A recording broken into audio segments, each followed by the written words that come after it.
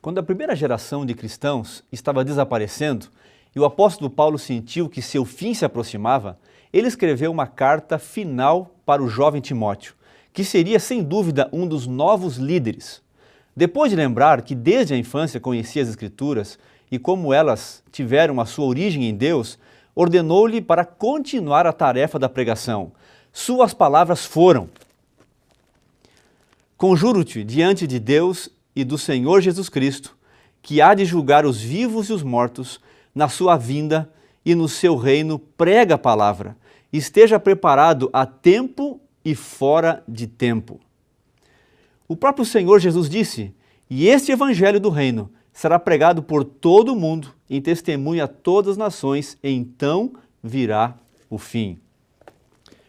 Embora a arte da pregação é um dom dado pelo Espírito de Deus, acreditamos que aqueles que receberam devem desenvolver e aperfeiçoar. Isso pode ser feito através do exercício do dom, o uso de ferramentas apropriadas desenvolvidas pelos servos de Deus e por outros pregadores de êxito que nos precederam. Espero que as orientações do pastor Derek Morris, compartilhada conosco, possa contribuir para a formação de pregadores profundamente comprometidos com Cristo e sua igreja no cumprimento da missão. Pastor Derek Morris é o editor da revista Ministério em inglês e secretário ministerial associado da Associação Geral. O pastor Derek tem 2 doutorados. Um deles é sobre a pregação bíblica.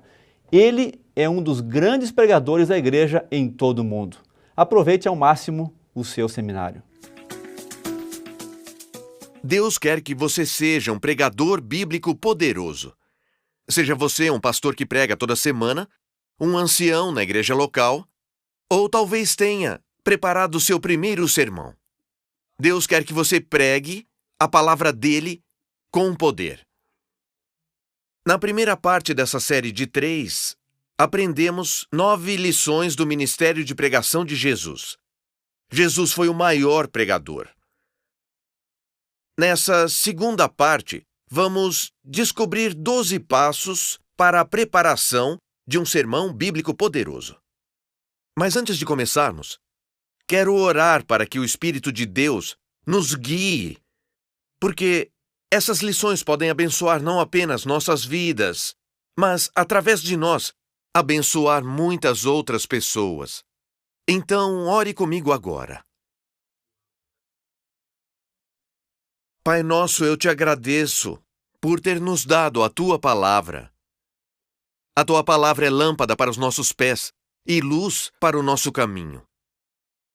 Acreditamos que toda a Escritura foi dada pela inspiração de Deus e é eficaz na doutrina, repreensão, correção, para dar instruções do que é correto. E nós agradecemos por ter nos mandado o Teu Filho, Jesus, a palavra viva de Deus, para nos salvar e nos mostrar a verdade sobre o Teu amor por nós e o Teu plano para o nosso futuro.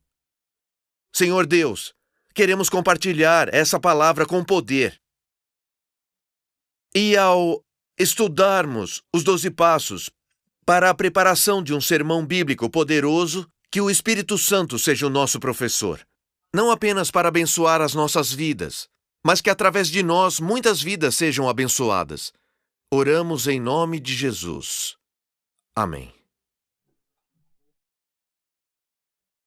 Quando eu era um jovem pregador, não sabia por onde começar a preparação de um sermão bíblico poderoso. Eu saía correndo, tentava achar ilustrações, antes mesmo de saber a ideia principal do meu sermão. Começava aqui, depois ia para lá. Eu não tinha uma metodologia para me ajudar a saber por onde começar e como continuar. Na segunda parte dessa série sobre pregação bíblica poderosa, quero compartilhar uma metodologia. 12 passos para a preparação de um sermão bíblico poderoso. Talvez você já pregue e possa aprender com esses passos e pensar, eu já faço isso, mas preciso lembrar desse passo. Ou talvez já esteja pronto para o seu primeiro sermão. Então, esses 12 passos serão úteis para você na preparação de um sermão bíblico poderoso. Então vamos começar. Passo 1. Escolha a passagem da pregação. Não comece a correr por aí procurando histórias. Escolha a passagem da pregação porque você não quer ser apenas um orador popular, mas um pregador bíblico poderoso.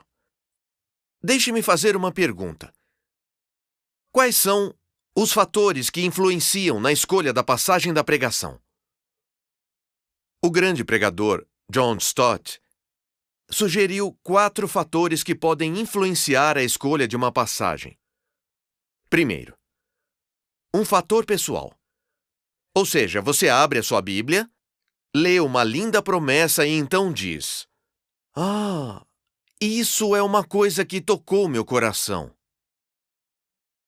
Por exemplo, em Mateus 7,12, "Em tudo façam aos outros o que vocês querem que lhes façam, pois essa é a lei."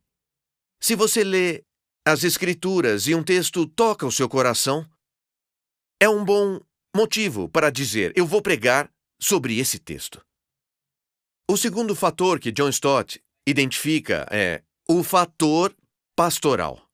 Seja você pastor, ancião ou líder, pode ver uma necessidade na sua igreja. Talvez sua igreja tenha passado por uma grande tragédia. Talvez algum jovem tenha morrido em um acidente. E você diz: "Preciso pregar sobre conforto." Talvez venham a mim todos os que estão cansados e sobrecarregados, e eu lhes darei descanso. Ele cura os corações partidos e trata as feridas. Pode ver uma necessidade na família da igreja. E essa preocupação pastoral vai guiá-lo na escolha de certa passagem da Escritura. O terceiro fator que John Stott sugere é um fator social. Ou seja, você vê algo na sociedade, talvez violência na sua cidade, ou imoralidade, ou medo do futuro. E você diz: essa é uma dúvida importante que as pessoas na minha cidade têm. Então você diz: "Eu vou encontrar uma passagem que corresponda à necessidade da nossa sociedade." Esse é o terceiro bom motivo para escolher uma passagem sobre a qual vai pregar a palavra de Deus. E o quarto fator que John Stott sugere é a época do ano. Por exemplo, se é a época de Natal, você não vai falar sobre alguma história do Antigo Testamento. É hora de falar sobre a chegada de Jesus em nosso mundo e o que a chegada dele significa para as pessoas. Se você está pregando na época da Páscoa, Semana Santa, como é chamada em alguns países, não pode falar simplesmente sobre como viver uma vida santa, por mais importante que seja. Devemos falar sobre a morte, o sepultamento e a ressurreição de Jesus, nosso Senhor. Então, a época do ano também pode influenciar na escolha da passagem da sua pregação. Mas se for um fator pessoal, ou preocupação pastoral, ou uma necessidade social, ou a época do ano, o primeiro passo sempre é escolher a passagem de sua pregação. Aprendemos uma lição ou passo importante, e essa foi escolher a passagem da pregação. Eu sempre começo com isso. O passo 2. Estudar a passagem e reunir as anotações dos seus estudos. Se eu vou estudar uma passagem da Escritura, preciso olhar o contexto. Olhe, por exemplo, em João, capítulo 5, versículo 39. Se estiver com a sua Bíblia, pode acompanhar comigo. João, capítulo 5, versículo 39. Jesus está falando com os líderes religiosos. E é isso que ele diz a eles. Vocês estudam as Escrituras, porque pensam que nelas tem a vida eterna. E são as Escrituras que testemunham a meu respeito. Quando eu era criança, achava que João 5,39 significava: estude a Bíblia. Procure as Escrituras na versão King James. Mas não foi isso que Jesus quis dizer, não mesmo. Ele diz: Vocês estudam as Escrituras porque pensam que nelas vocês têm a vida eterna. Mas elas testemunham a meu respeito e ainda assim vocês se recusam a vir a mim para que tenham vida. Para entender completamente João 5, versículo 39, eu preciso olhar o contexto de João 5, versículo 30. Talvez você até precise ler o livro inteiro. Por exemplo, se eu ler o Evangelho de João inteiro, é todo o contexto desse versículo em João 5, 39. Eu descobriria que o próprio João nos conta o propósito de escrever seu livro. Em João capítulo 20, ele nos dá o motivo de compartilhar seu testemunho. Jesus realizou muitos outros sinais miraculosos na presença de seus discípulos que não estão registrados nesse livro. Mas estes foram escritos, João diz, para que vocês creiam que Jesus é o Cristo, o Filho de Deus, e crendo, tenham vida em seu nome. Ao olhar o contexto de João 5, 39, não quer dizer estude a Bíblia ou pesquise as Escrituras. Não, quer dizer pesquise as Escrituras para encontrar Jesus, porque quando encontrar Jesus, terá encontrado o caminho para a vida eterna. Então devo separar um tempo depois de escolher minha passagem da pregação para estudar a mesma e fazer anotações. Ao ler a passagem, posso descobrir algumas palavras importantes. Por exemplo, uma vez eu estudei Romanos capítulo 12, versículo 2. Ele diz, não se amoldem ao padrão deste mundo, mas transformem-se pela renovação da sua mente. A palavra transformado, em grego, é metamorphomai. Em português temos metamorfose. É uma palavra importante. Então, ao estudar a passagem, não olho só para o contexto, mas também para as palavras-chave. Se eu olhar a concordância bíblica, descobrirei que a mesma palavra metamorphomai é usada em Marcos capítulo 9, quando Jesus vai para o Monte da Transfiguração para orar e a Bíblia diz que ele foi transfigurado diante deles.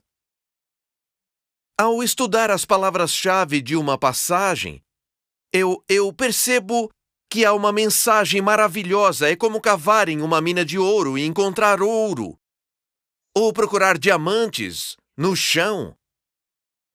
Eu percebo que, assim como Jesus refletiu a glória de Deus, também é desejo de Deus que nós sejamos transformados e revelemos a glória do nosso Pai do céu com o poder do Espírito Santo. Essa segunda lição, estudar a passagem e fazer anotações, é muito importante. Você não vai compartilhar tudo o que aprendeu, mas deve estudar as Escrituras com cuidado, analisando o contexto e as palavras-chave da passagem. Passo número 3. Descobrir a ideia principal do texto. Na pregação chamamos isso de ideia exegética. Exegese significa tirar algo de um texto. Então, não colocamos nossa ideia no texto, mas tiramos a ideia bíblica de dentro do texto. Isso é extremamente importante se você quer ser um pregador bíblico poderoso, porque você não deve comunicar suas próprias ideias. Se lembra do que aprendemos na primeira parte do ensinamento de Jesus? Você quer comunicar a palavra de Deus. Então você precisa descobrir qual a ideia principal da passagem da sua pregação. Eu descubro a ideia principal ao descobrir o assunto da passagem e o complemento. Qual é o assunto da passagem? É a resposta completa à pergunta: do que esse texto está falando? Para descobrir do que o texto está falando, posso fazer 6 perguntas. Por quê? O quê? Quando? Onde? Quem? Essas 6 perguntas me ajudam a descobrir o assunto Nós vamos ilustrar isso em um momento, mas lembre-se que o assunto é a resposta completa à pergunta do que o texto está falando. Também preciso descobrir o complemento. O complemento deve completar.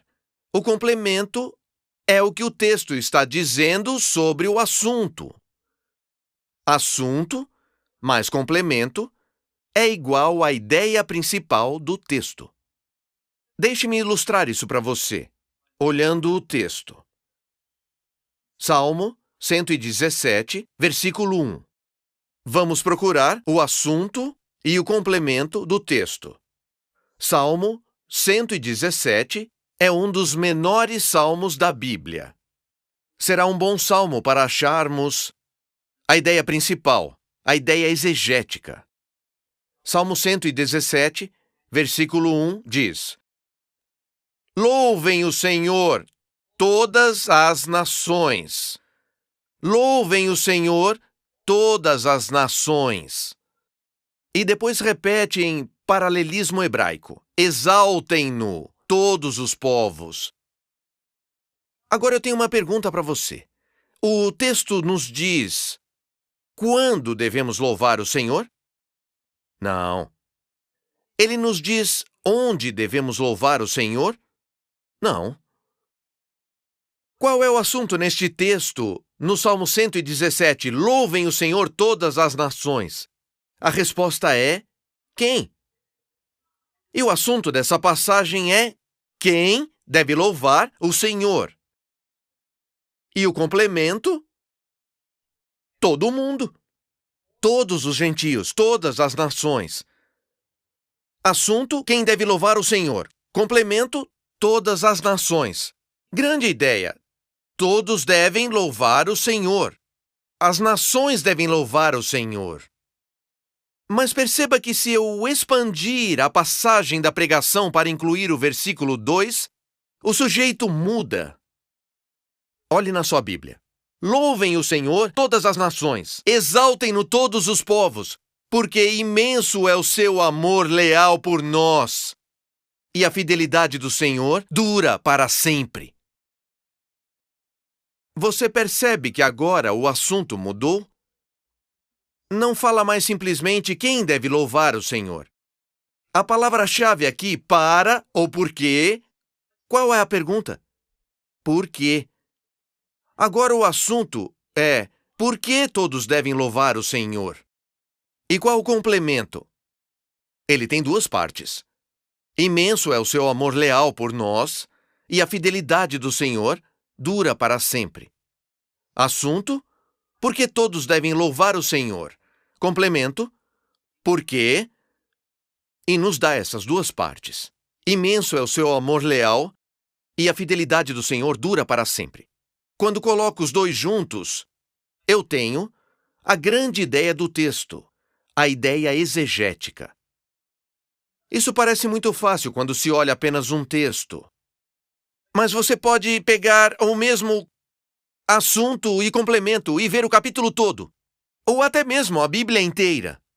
Mas vamos olhar mais um exemplo de uma passagem curta, Filipenses, capítulo 4, versículo 4. Adoro o livro de Filipenses. E o versículo 4 do capítulo 4 é muito conhecido. Alegrem-se sempre no Senhor. Novamente direi, alegrem-se. Vamos pegar nossos amigos, lembra-se deles? Quem, quando, por quê, como, onde? Qual deles é? Alegrem-se no Senhor sempre. Bem, isso nos diz quando os cristãos devem se alegrar. É o assunto dessa passagem. O complemento? Sempre. Os cristãos devem se alegrar sempre. Você diz, Derek, você reformulou o texto com suas palavras. Foi exatamente isso. Simples com um versículo. Mas você pode fazer a mesma coisa com uma passagem maior da pregação ou um capítulo inteiro. Precisa descobrir a ideia principal. Do que o texto está falando? O que ele diz sobre o assunto? Assunto mais complemento é igual à ideia principal do texto. Você diz, agora estou pronto para pregar? Não. Tem outros passos. O passo 4 é muito importante. Preciso construir a ideia da pregação, do sermão. Qual é a diferença entre a ideia exegética ou a grande ideia do texto e a sua ideia de pregação? Bem, às vezes, podem ser exatamente iguais. Por exemplo, se eu lido com um princípio universal, alegrem-se sempre no Senhor. Até posso falar no meu sermão, alegrem-se sempre no Senhor. Às vezes, se é um princípio universal, a grande ideia do texto e sua ideia de pregação podem ser iguais. Mas a maior parte do tempo, ela precisa se tornar contemporânea, pessoal e memorável. Deixa eu dar um exemplo. Moisés falou para Josué ser forte e corajoso. Se eu pregar esse sermão e pregar de Josué capítulo 1, só para falar, minha mensagem para vocês hoje é que Moisés falou para Josué ser forte e corajoso. Amém. As pessoas iam falar: o que é que isso tem a ver comigo? A ideia da pregação precisa ser contemporânea, ao invés de apenas Moisés falou para Josué. O Senhor diz para você ser forte e corajoso. Viu como se tornou pessoal e contemporâneo? Deus quer que você seja forte e corajoso. Trabalhei com uma sentença simples e poderosa. Lembre da lição 6 do Ministério de Pregação de Jesus, na primeira parte dessa série. É positiva. Deus quer que você seja forte e corajoso. Essa frase simples é do que quer que as pessoas se lembrem. E terá que usar repetição e reformulação. Porque quando as pessoas saem e se perguntam o que o ancião disse hoje, o que o pastor disse hoje, o que aquela jovem disse no grupo de jovens, ela disse que Deus quer que sejamos fortes e corajosos. Ouviram a ideia da pregação do seu sermão?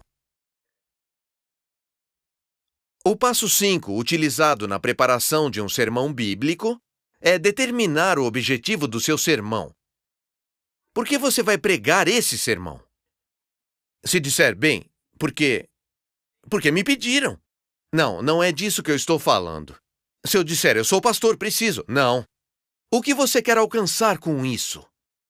Qual é o seu alvo? Alguns de vocês sabem como atirar com arco e flecha. Se eu te desse um arco e uma flecha e dissesse, atinja o alvo, qual seria a sua primeira pergunta? Diria, Derek, onde está o alvo? O alvo está por aqui ou por ali? Se eu não sei onde o alvo está, não consigo acertá-lo.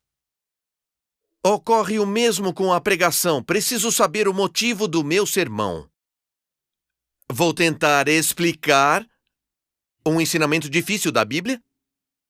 Vou tentar provar que algo que Jesus diz é verdade, quando diz, fará coisas maiores do que estas, porque eu estou indo para o Pai? Vou tentar aplicar um ensinamento da Bíblia à vida diária? Jesus diz, amem seus inimigos, mas eu tenho uma pergunta hoje. Como isso funcionaria no século 21? Então eu preciso realmente saber qual é o meu alvo, o que eu quero atingir.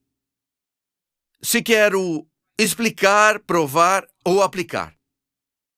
Estou certo de que todo sermão tem alguma aplicação, mas alguns sermões são mais diretos. Bem, todos sabemos lembrar do sábado para mantê-lo sagrado. Mas como isso funciona no século 21, na cidade que chamamos de lar? Quando sei o propósito do meu sermão, qual é o meu alvo, isso me ajuda a formular a conclusão do sermão. Ainda não chegamos lá, mas preciso saber por que vou pregar o sermão. Passo 6. Selecione a forma do seu sermão. Que formato você quer dar para o seu sermão? Agora sei minha ideia principal. Posso dizer, não há pecado que Deus seja incapaz de perdoar. Jesus pode te libertar. Qualquer ideia, simples que seja, eu já sei como vou pregar o meu sermão. Qual é a forma do seu sermão? É o passo 6. Escolher a forma do seu sermão. Deixe-me compartilhar algumas opções. Uma é uma ideia explicada. É aqui que você encontra uma ideia no texto e depois encontra uma explicação no texto. Por exemplo, você conhece o texto em João 1, versículo 9. Se confessarmos os nossos pecados... Esse é o assunto, é o que acontece quando confessamos nossos pecados. E qual é o complemento? Bem, ele nos perdoará e nos purificará de toda a injustiça. Você vê que há uma forma de sermão aqui, uma ideia explicada. Então eu escolho uma forma de sermão simples, explico e digo: hoje queremos falar sobre o que acontece quando confessamos nossos pecados a Deus em nome de Jesus. Vamos descobrir 2 bênçãos. Quais são as 2 bênçãos? Bem, são 2 partes do complemento. Vamos descobrir uma bênção, vai perdoar nossos pecados. A segunda bênção, ele vai nos purificar. Por favor, não adicionem uma 3ª ou 4ª parte ao seu sermão. A ideia é explicada em 2 partes. Se eu pregar João capítulo 14, não se perturbe o coração de vocês. O sujeito, porque o nosso coração não deve se perturbar? Então encontramos 3 motivos pelos quais nosso coração não deve se perturbar. Creiam em Deus, creiam também em mim. Se eu for e preparar lugar, eu voltarei e os levarei para mim. Essas são as 3 jogadas do seu sermão. Uma ideia explicada. Não coloque uma 4ª ou mostre só 2, porque o texto lhe dá a forma do seu sermão. Talvez eu queira falar de um problema. E começo indutivamente falando de um problema na nossa sociedade. Talvez tenha percebido uma necessidade social, então falo sobre um problema. Problema, solução. Só 2 partes do sermão. Problema, solução. Agora, se eu usar essa forma de sermão, quanto tempo devo gastar com o problema? Devo gastar metade do sermão com o problema? Você diz: não, isso é tempo demais para falar sobre o problema. Quanto tempo devo gastar? 1/4 do sermão? Essa não é a pergunta certa a ser feita. O que eu deveria perguntar é: quanto tempo é necessário para convencer meus ouvintes de que temos um problema?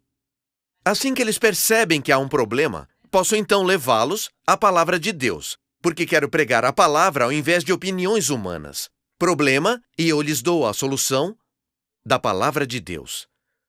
Há várias outras formas de sermão. Uma forma de sermão popular atualmente é a narrativa, uma história. Mas mesmo uma história tem forma. Se você contar a história de Davi e Golias, pode começar com Davi ainda criança, cuidando das ovelhas do pai, precisando brigar com leões e ursos. A segunda parte da história pode ser ir falar com os irmãos dele e como os censuraram, e até o rei não entende o que Deus lhe mandou fazer. Na terceira parte da história, Davi vai com fé contra o enorme gigante Golias. Mas lembre-se, até em um sermão narrativo, temos movimentos para o sermão. Ele tem forma. E também deve se lembrar que precisa daquela ideia poderosa. Você não conta a história e se senta. Qual é aquela frase simples e memorável? Pode dizer na história de Davi e Golias: quando confiamos no Senhor, conquistamos a vitória. Ou talvez mais pessoal: quando você confia plenamente no Senhor, você conquista a vitória. Então, quer você use uma ideia, explique o problema e a solução, uma narrativa, formas de sermão diferentes, pergunta e resposta, não isso, mas aquilo. Você escolhe uma forma de sermão. Isso me ajuda ao fazer o manuscrito do sermão. E quanto ao passo 7? Agora começamos a reunir informações de apoio.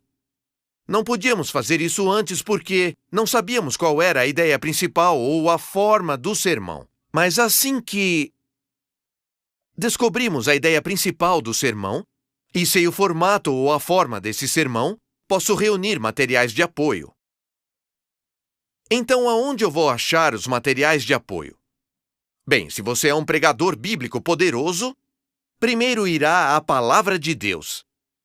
Nela, em passagens paralelas, histórias das Escrituras, você encontrará informações que lhe ajudarão a construir seu sermão. Mas lembre-se, quer escolha um texto ou uma história, tudo aponta para a ideia principal. Se a forma do seu sermão não for essa, mas essa, não se conforme, mas se transforme para contar a história de alguém que estava conformado com esse mundo, que condescendeu. Há muitas histórias nas Escrituras. Uma que vem à minha mente agora é a do rei Davi, que vai até o terraço do palácio e vê alguém se banhando, Batseba, e ele então cede. Também há histórias sobre ser transformado. Saulo em Paulo. Este é um ótimo exemplo. Mas eu reúno material de apoio. Vou encontrar isso na Bíblia. Vou encontrar isso em notícias de coisas que acontecem na minha própria cidade, minha própria família, e vou encontrar ilustrações. Falamos disso na primeira parte. Lições do ministério de pregação de Jesus. Coisas cotidianas. Mas eu sei qual ilustração escolher e qual vou deixar de lado, porque elas projetam luz na ideia principal do sermão. O passo 8, na preparação de um sermão bíblico poderoso, é desenvolver a introdução do sermão. Tenho que sorrir porque, quando comecei a pregar, eu começava com a introdução na minha preparação, mas é o lugar errado para começar. Por quê? Porque eu nem sei qual é a ideia principal do sermão, eu nem escolhi a passagem da pregação, ou estudei a passagem. E vou começar a tentar escrever um sermão? Não vai dar certo. É muito desperdício de tempo. Mas agora, sei a ideia principal do sermão, estudei a passagem, reuni anotações. Agora que eu sei a forma do meu sermão e peguei materiais de apoio, estou pronto para desenvolver uma introdução poderosa para o sermão. Toda introdução deve incluir 3 partes. Primeira, quero capturar a atenção.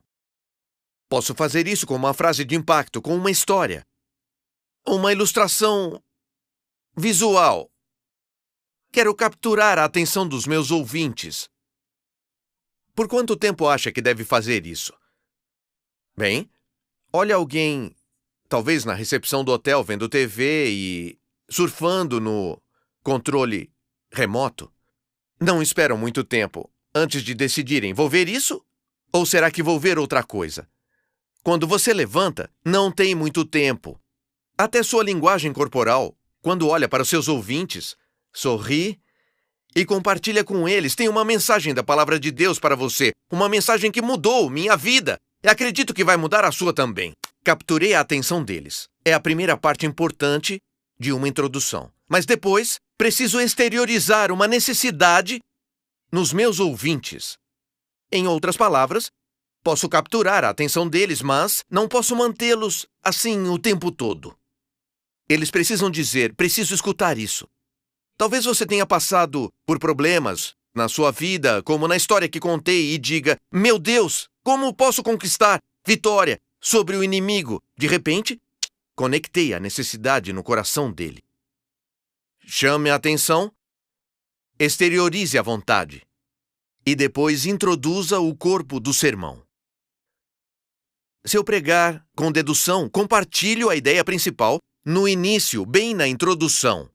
Por exemplo, Jesus pode te libertar. É a minha ideia de pregação básica. Já falo bem na introdução. É metodologia dedutiva.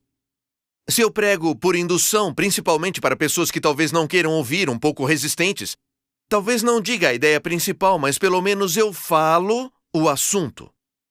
Falo sobre alguém amarrado.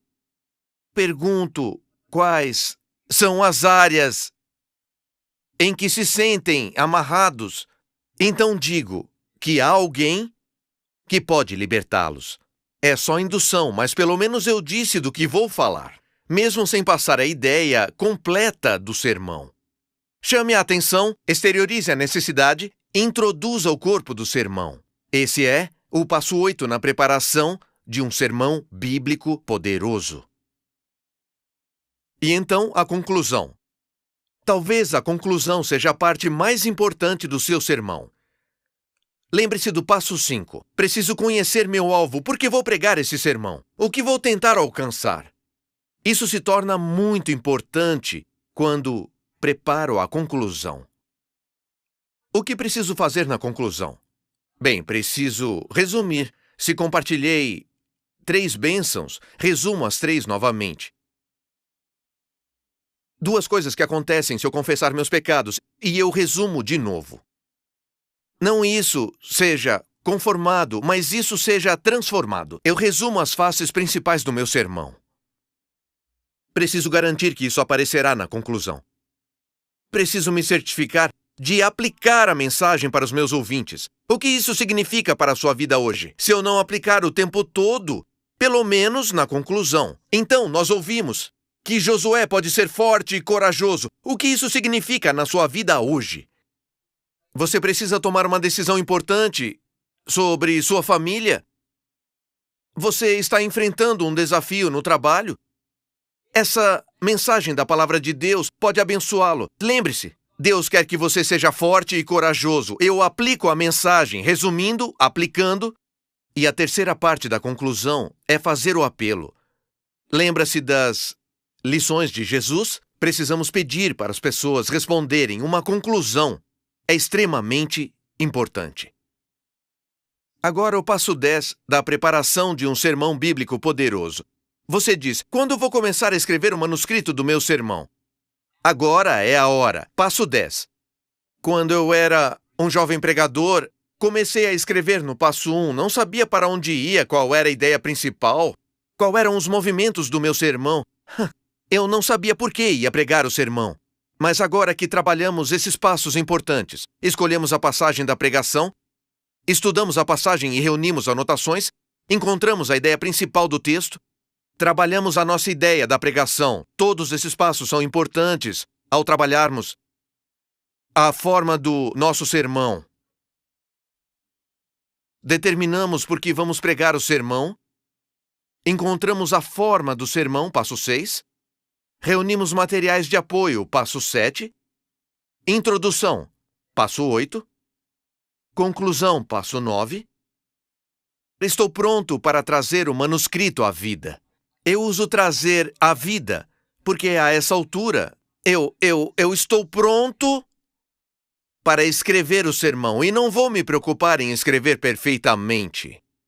Eu só quero colocar as ideias para fora, por escrito. Quando eu era um jovem pregador, tentava escrever um artigo perfeito. Não é o que devemos fazer.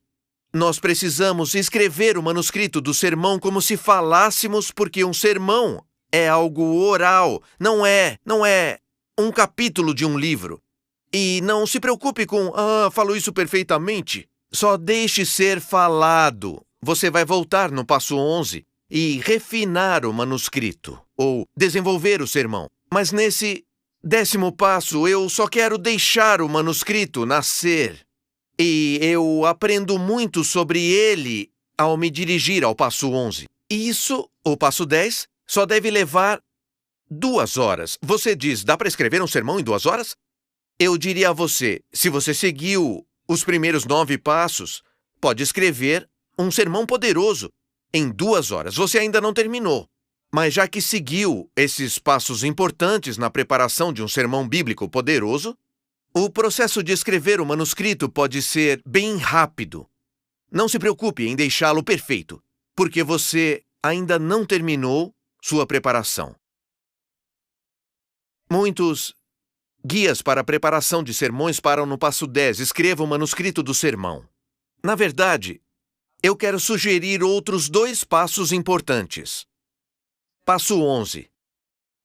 É incorporar o sermão. Aprendemos com a pregação de Jesus que ele prestava atenção na sua audiência. Então preciso trazer o sermão para dentro de mim, para que quando eu levantar para pregar, tenha os pontos principais do sermão claros na minha cabeça, a ideia principal, como eu vou concluir e qual será o meu apelo. Como coloco esse sermão dentro de mim? Eu descrevo esse processo como um guia de turismo.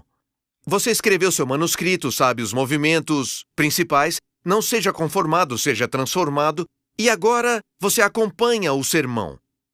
Então você diz, hoje eu quero falar primeiro sobre não ficar conformado com esse mundo. Pode compartilhar uma ilustração da Bíblia de alguém que era conformado, ou uma ilustração da vida diária. Mas agora quero falar sobre os planos de Deus, que vocês sejam transformados. Use uma ilustração da Bíblia, talvez um testemunho pessoal.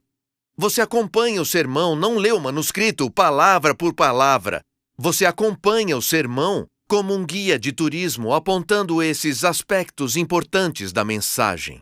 Se você descobrir 3 bênçãos que virão, para o seu coração não se afligir, primeiro lhe mostro as bênçãos. Você pode confiar em Jesus como confia no Pai. Jesus vai preparar um lugar para você. Ele vai voltar de novo. Como um guia de turismo, eu ando pelo sermão. Ao fazer isso, e isso é importante, se quiser ser um pregador bíblico poderoso, ao incorporar o seu sermão, talvez eu encontre novas ilustrações ou novas formas de falar algo. Talvez até encontre um jeito mais poderoso de passar aquela ideia única da pregação. Isso eu posso escrever nas anotações. Não para poder refinar meu artigo. Não, mas posso aprender e lembrar o que aprendi durante essa internalização. Eu quero sugerir para você ensaiar o seu sermão pelo menos 5 vezes antes de pregá-lo. Pode fazer isso enquanto dirige seu carro. Pode fazer isso enquanto faz exercícios. Já fez o trabalho duro do estudo. Trabalhou a forma do seu sermão, encontrou ideias de apoio. Sermão, introdução e conclusão, deu vida ao manuscrito. Precisa internalizar, então pode fazer isso enquanto você almoça. Deve ensaiar seu sermão pelo menos 5 vezes. E então, logo antes de pregar, ainda faz parte do passo 11, internalização. Logo antes de pregar, o que chamo de ensaio de última hora. Estou sentado antes de me levantar.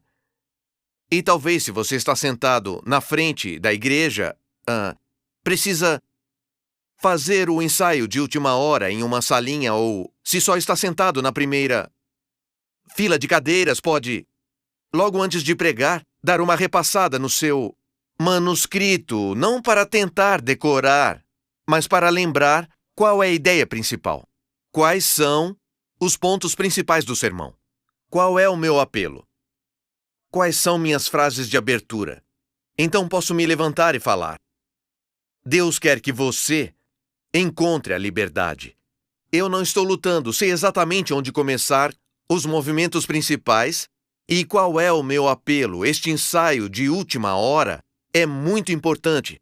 Quando você se levanta para pregar, você tem coragem, até na sua linguagem corporal, porque o Espírito de Deus o ungiu e lhe deu uma mensagem para compartilhar. Mas há um último passo. De novo, normalmente ignorado. Mas muito importante, se você quiser ser um pregador bíblico poderoso. O passo 12 é escutar enquanto prega. Você diz, Derek, quem eu devo escutar? Você deve escutar a Deus e escutar a sua audiência. Eu oro enquanto prego. Enquanto caminho pelo sermão mais uma vez, eu oro enquanto prego e o Espírito de Deus pode trazer outro texto que ilustra a ideia principal para a sua mente. É aceitável adicionar esse texto? Com certeza. Você orou enquanto preparava, mas você ora até quando prega. Talvez veja uma pessoa jovem lá, obviamente passando por grandes desafios e o Espírito de Deus o impressiona para adicionar uma ilustração ou para mencionar alguns dos desafios que a pessoa enfrenta. Você escuta a Deus e diz, Deus, você me guia enquanto eu prego a sua palavra com poder. Mas também escuta a sua audiência. Percebe as mensagens que eles enviam a você. Você sabia que todos os ouvintes mandam mensagens para quem está falando? Às vezes, eles falam palavras como amém, louvado seja Deus. Outras vezes só com a linguagem corporal. Como sabe se alguém está ouvindo? Você diz, eles me olham e seguem na Bíblia, eles sorriem e acenam. E se não estão interessados, cruzam os braços, inclinam para trás. Eu escuto não apenas a Deus, mas escuto a audiência, porque peço ajuda a Deus para me conectar com eles. Ajuda para perceber as lágrimas que descem pelo rosto da mulher ou o jovem inclinado para a frente. Porque, quando eu for fazer um apelo, eu quero falar diretamente com eles, porque o Espírito de Deus já falou no íntimo deles. Escutar enquanto pregamos é muito importante, porque, no final, a pregação bíblica poderosa é um evento sobrenatural. É um milagre da graça de Deus que Ele possa pegar um ser humano tão frágil como você, como eu, ungir-nos pelo Espírito dele e usar-nos para pregar uma mensagem que pode mudar a vida das pessoas que nos cercam. Então, mesmo enquanto pregamos, nós oramos, e Deus não muda somente a vida deles, mas também muda a minha. 12 passos para a preparação de um sermão bíblico poderoso. Eu me aprofundei nesses 12 passos nesse livro, Pregação Bíblica Poderosa, no capítulo 2. E eu só quero agradecer a Deus porque esse recurso está disponível não apenas em inglês, mas em espanhol, em português e em francês. Faça uma revisão nesses 12 passos e estude-os com maiores detalhes. Encontre uma metodologia de trabalho, para que você não desperdice tempo ao preparar seu sermão, mas que saiba exatamente o que Deus está pedindo a você. E então, quando se levantar para pregar, fale com ousadia santa, porque pediu para o Espírito ficar com você. Protegeu sua preparação com orações e ora até mesmo agora, Senhor Deus, deixe sua mão sobre mim, que essa palavra não mude apenas a vida dos meus ouvintes, mas que a minha própria vida seja transformada. Quero orar por você. Seja você pastor, um ancião, um pregador, talvez esteja preparando o primeiro sermão. Que Deus o abençoe e seja seu professor nessa jornada. Vamos orar juntos. Pai nosso que está nos céus, agradecemos por ter nos dado sua palavra. Nos disse para irmos e fazermos discípulos por toda a terra, ensinando-os a absorver todas as coisas que Jesus disse que o Senhor mandou.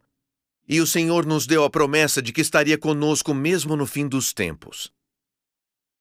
Eu oro para que nos torne pregadores bíblicos poderosos, que os passos que nós aprendemos nessa sessão sejam abençoados pelo Senhor, não para que sejamos engrandecidos, mas para que o seu nome seja honrado e que vidas sejam abençoadas. Assim nós oramos, em nome de Jesus. Amém.